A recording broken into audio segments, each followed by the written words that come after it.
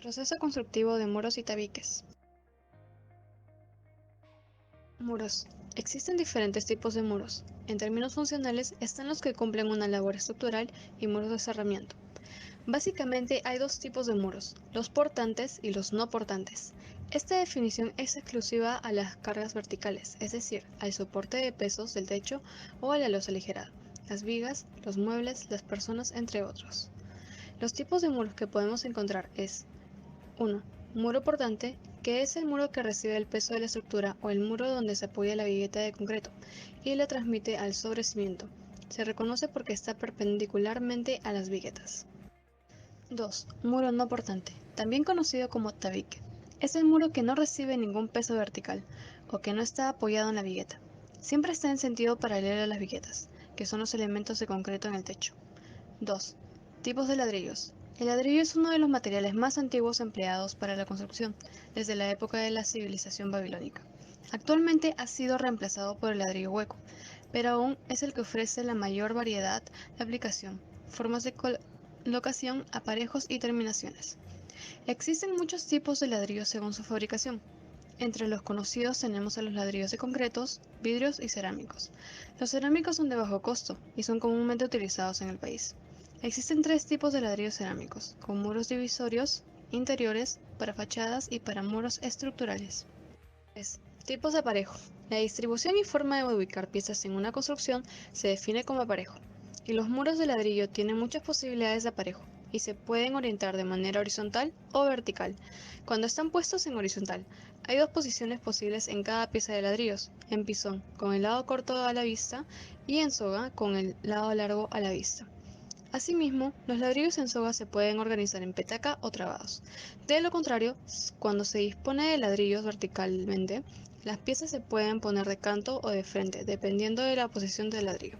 Es posible construir muros de tres espesores diferentes, si se toma como referencia un ladrillo tolete, de 24 por 12 por 6 centímetros. Los tres espesores son tabicón 24 centímetros de espesor, tabique 12 centímetros de espesor y pandereta de 6 centímetros de espesor.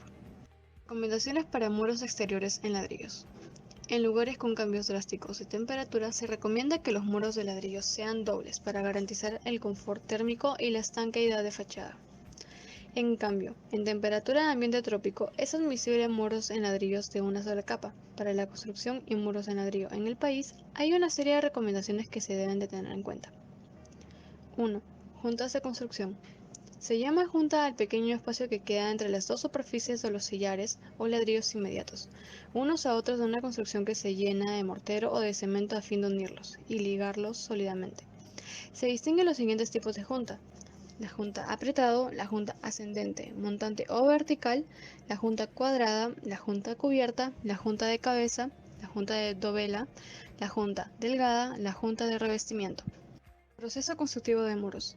Cuando los ladrillos llegan a la obra, debemos de controlar su estado verificando que no se encuentren muy crudos ni muy quemados y revisar que no presenten fisuras o estén partidos. Para esto es necesario descargarlos manualmente, para controlar no solo el estado en el que son recibidos, sino también para contabilizar que la cantidad sea la correcta. Si son entregados en palets, se deberá inspeccionar de la misma manera que si llega en camión.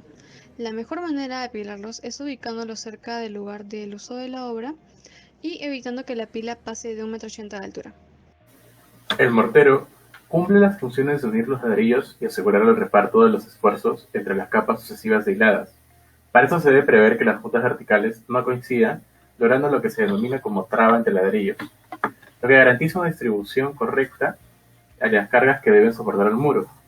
Es primordial garantizar la traba en las esquinas y encuentros entre paredes del mismo o distinto espesor, evitando de esta manera la aparición de grietas y fisuras. Para empezar a levantar la pared, tenemos que realizar las tareas previas, que son preparar el mortero, según la dosificación, y tener a la mano los ladrillos.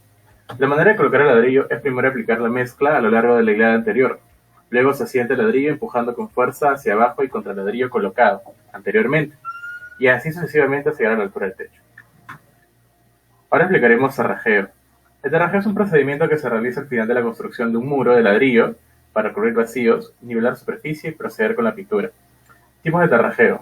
Cerrajeo primario es cuando se hace un acabado o cerrajeo de muros con una primera capa de mortero super plana y rayada, y con la segunda se logra que las áreas queden perfectamente planas, pero son visibles las aberturas o elementos distintos que tengan como molduras.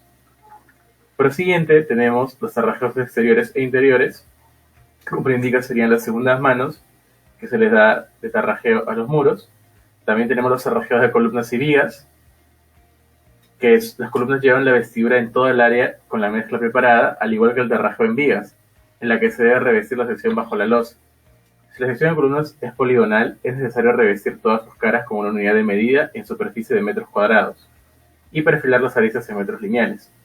El tarrajeo de techo es uno de los tipos que más se hace en la construcción y es que se aplica para darle un acabado o aspecto plano y súper definido al techo, para que se quede unificado a las paredes, perfectamente liso y sin ningún tipo de porosidad.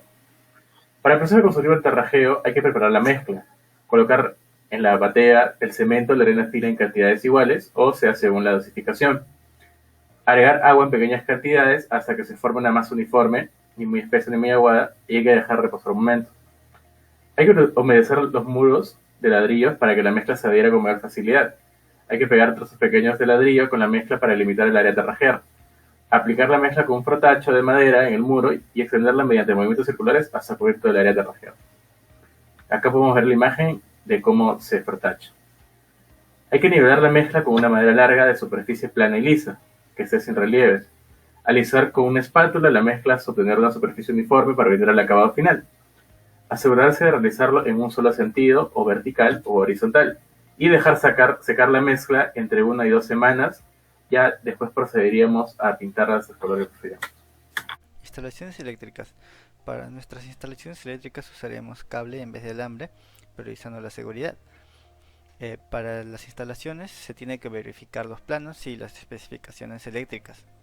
Revisar el estado de los materiales, ya sean tuberías, conectores, abrazaderas, cables, incluso si es que se va a poner una puesta a tierra.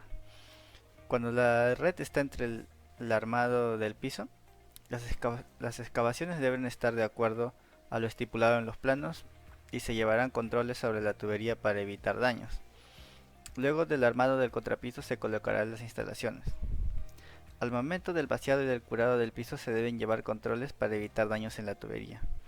Cuando las tuberías estén colocadas, se tendrá que taparlas para evitar entrada del concreto al momento del vaciado. Si las instalaciones irán en las paredes, en los muros de la bañilería, se tendrá que usar una moladora para poder hacer el camino para las tuberías.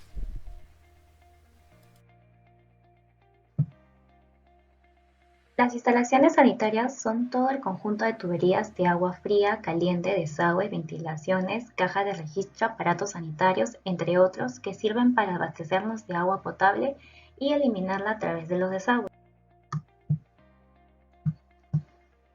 En el caso del proyecto Granada 135, usaremos un sistema indirecto, por el cual el suministro de agua a los puntos de consumo o aparatos sanitarios no es directamente por la presión de la red pública. Este sistema de agua ingresa de la red pública al cisterna, donde con un equipo de bombeo el agua es elevada al tanque elevado, desde donde por la gravedad alimenta la red de agua al interior de todos los departamentos. La red de tuberías de agua fría y caliente es de material de PVC. Este tipo de transporte se logra por un motor de 1.5 HP. El tema de los departamentos, cada uno tiene una llave general y otras para el control más específico, como son el servicio de agua en la cocina, en los servicios higiénicos y lavandería. En lo general, las tuberías de agua potable tienen un espesor de 1, 3/4 y media pulgada. El espesor de las tuberías de los inodoros es de 4 y todas las salidas se comunican con el montante principal para que finalmente se conecte con la salida principal, cuya tubería tiene un espesor de 6 pulgadas. Algunos tips para las instalaciones sanitarias. En el caso de los baños, se debe verificar si las tuberías de desagüe obstruyen las viguetas de losa aligerada. Para realizar la colocación de accesorios y aparatos sanitarios que suelen ser muy frágiles, primero se debe comprobar que el baño esté totalmente terminado, incluyendo puertas, ventanas, pisos y revestimientos. Cabe resaltar también que se debe comprobar que que se ensamblen adecuadamente a las tuberías de desagüe para evitar trabajos de picado, resana en la losa o ejecutar una nueva instalación.